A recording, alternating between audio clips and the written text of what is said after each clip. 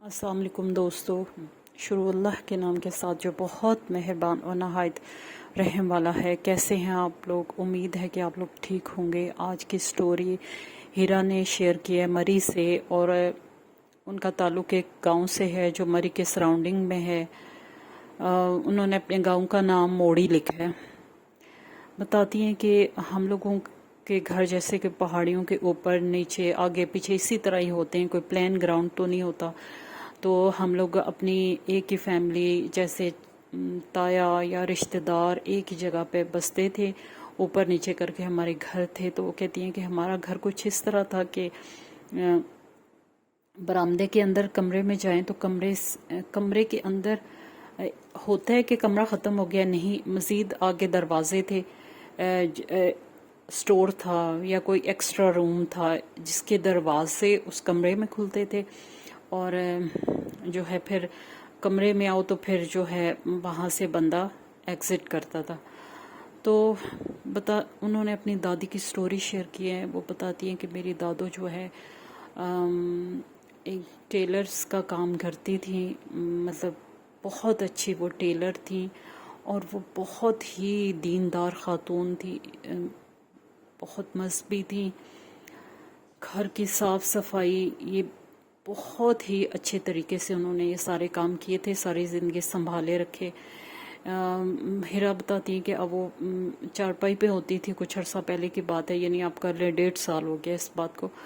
तो वो चारपाई पे होती थी क्योंकि 80+ में वो चली गई थी, और मेरी मदर, मेरी ताई और मेरी चाची घर के काम देखती थी, यानी अपने अपने उनके एक ही घर के अंदर उनके अपने अपने हिस्से थे, और वो सारा सेटअप इस तरह था। बहुत सारे बच्चे भी थे, नवासियाँ भी थी, नवासे भी थे, पोतियाँ पोते भी थे। तो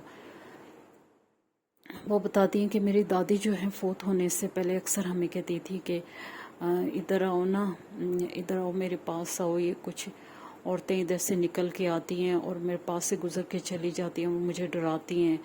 तो मर्द भी होते हैं, वो इधर स्टोर के में से निकलते हैं और मेरे पास भी आके खड़े हो जाते हैं, और मुझे बहुत डर लगता है उनसे, और उनकी शक्लें बहुत डरावनी हैं। तो शोर भी बहुत करते हैं, उनसे कहो कि शोर ना किया करें। तो कभी कभी अपनी बेटी से कहा, कभी बहू से कहा, मतलब सब घर वाले जानते थे कि वो इस किस्म की बातें करती रहती हैं। और ये उन दिनों उन्होंने शुरू की कि जब वो बिस्तर पे, यानी कि बिस्तर पे आ गई, तो फिर उन्होंने ये बातें शुरू कर दी। तो अक्सर ऐसा होता था कि वो घर से गायब हो जाती थी, यानी कि वो निकल जाती थी, और चलने फिरने की वो काबिल थी, उनमें कोई मासूरी नहीं थी। वो कहीं ना कहीं से किसी रिश्तेदार के घर से उनको लेके आते, वो कहाँ कहाँ निकल जाती थी। तो वो लोग कहते थे कि ये मतलब कहते थे कि दादो आप हमें बहुत तंग करती हैं। जो भी उन्हें लाता घर में वो उससे कहती है कि दादो आप हमें बहुत तंग करती हैं, हमें ढूंढना पड़ता है। वो कहती है मेरी चारपाई यहाँ से हटा दो, मैं यहाँ नहीं रह सकती, मेरी चारपाई कहीं और डाल दो। मुझे ये औरतें डराती हैं, यहाँ से बच्चियाँ निकलती हैं, उनकी शक्लें बहुत खौफनाक हैं, मैं नहीं यहाँ रहूँगी। वो हमेशा यही कहती थी। तो सब ताई हो गई, चाची हो गई, और बच्चियाँ हो गई, सब यही समझते थे, बेटे तक, बेटों से भी वो कहती थी। और वो यही समझते थे कि शायद बुढ़ापे की वजह से ना इनके दिमाग पे असर हो गया है। और हिरा बताती हैं कि कभी कभी वो एक टिक जैसे किसी चीज़ को देखते रहना और इतना महव हो जाना कि आपके पास 10 बंदे खड़े हैं और आपको होश नहीं है कि कोई आपसे बात कर रहा है, कोई आपकी तवज्जो चाह रहा है, कोई आपसे मिलने आया है, नहीं। उन्होंने उधर ही देखते रहना, जैसे इंसान एक शहर में ना उस पर सहर तारी हो जाता है, इस तरह की उनकी कंडीशन थी। तो फिर कुछ अर्से के बाद उनका इंतकाल हो गया, और इंतकाल होने से पहले भी वो यही बातें करती थी, और शायद कि वो डर की वजह से वहाँ से उठ जाती थी और निकल जाती थी, क्योंकि इतना सा काम था, चारपाई की जगह चेंज करनी थी, लेकिन किसी ने भी उधर इतनी तवज्जो नहीं दी।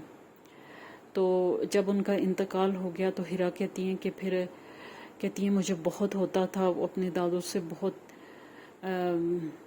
اٹیچ تھی. وہ کہتی ہیں کہ مجھے یاد آتا تھا کہ ہو سکتا ہے کہ دادو جنات مری میں اتنے زیادہ عام میں راتوں کو آوازوں کا آنا اور چیخوں کا آنا اور یہ وہاں سائے دکھائی دینا یا کسی کی شکل میں آنا، یہ کہتی ہے کہ ہماری یہ روایتوں میں شامل ہے. پہاڑی علاقے جہاں بھی ہیں، جیسے کشمیر ہو گیا، مری ہو گیا، وہاں یہ چیزیں بہت زیادہ ہوتی ہیں.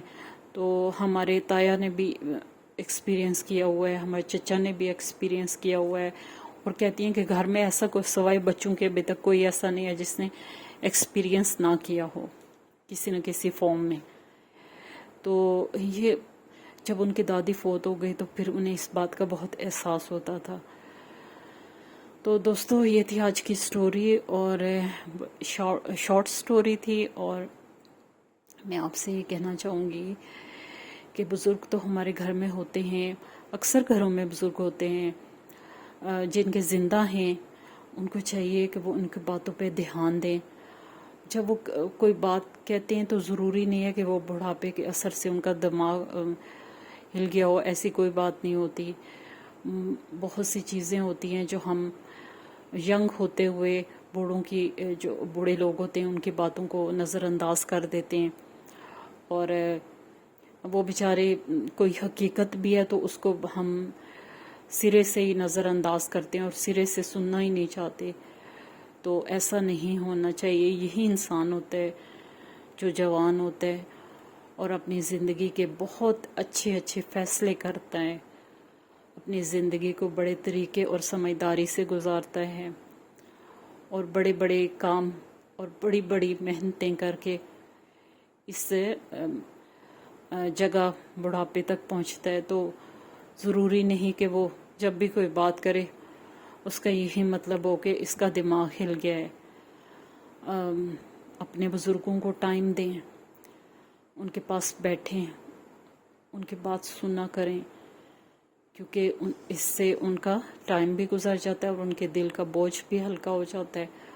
اور وہ بڑھاپے میں انسان ویسے ہی اٹینشن سیکر ہو جاتا ہے، تو جب ان کو اٹینشن ملتی ہے تو وہ خوش ہو جاتے ہیں. اور ہمارا کچھ اتنا زیادہ جاتا نہیں ہے، صرف ٹائم ہی ہم نے دینا ہوتا ہے. تو جن کے بزرگ ہیں وہ اس چیز کو ریئلائز کریں. اور بہت سے لوگ تو اپنے بزرگوں کی قدر اور ان کی عزت کرتے بھی ہیں. تو دوستو یہ تھی آج کی سٹوری. خوش رہیں، دوسروں کے لیے آسانیاں کریں تاکہ اللہ پاک آپ کے لیے بھی آسانیاں کرے. آمین.